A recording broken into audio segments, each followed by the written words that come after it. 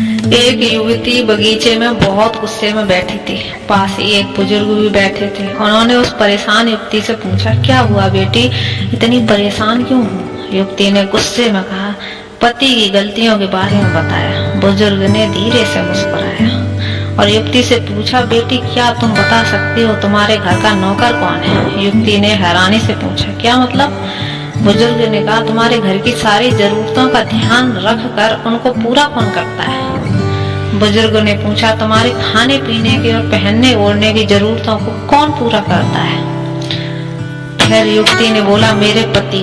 बुजुर्ग ने बोला, तुम्हें और बच्चों को किसी बात की कमी ना हो और तुम सबका भविष्य सुरक्षित रहे, इसके लिए हमेशा चिंता कौन करता है? युवती ने बोला, मेरे पति।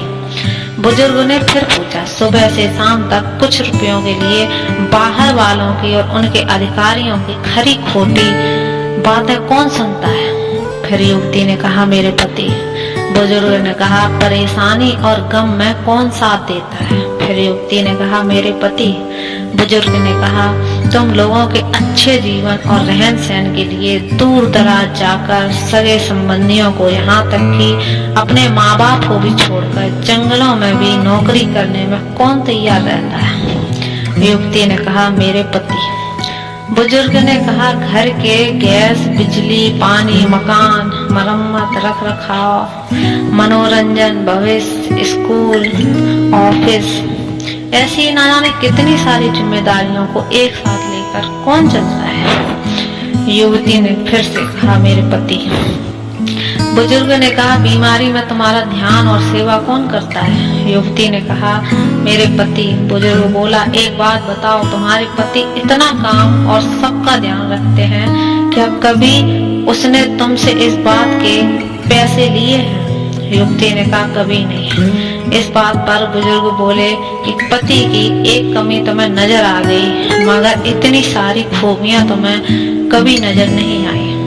जब तुम दुखी हो तो वो तुम्हें कभी अकेला नहीं छोड़ेगा। वो अपने दुख अपने ही मन में रखता है, लेकिन तुम्हें नहीं बताता ताकि तुम दुखी ना हो।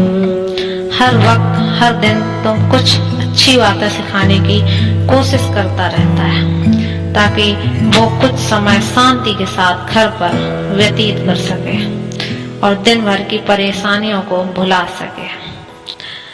हर छोटी छोटी बात पर तुमसे झगड़ा तो कर सकता है, तुम्हें दो बातें बोल भी लेगा, परंतु किसी और को तुम्हारे लिए कभी कुछ नहीं बोलने देगा। तुम्हें आर्थिक मजबूती देगा और तुम्हारा भविष्य भी सुरक्षित होगा।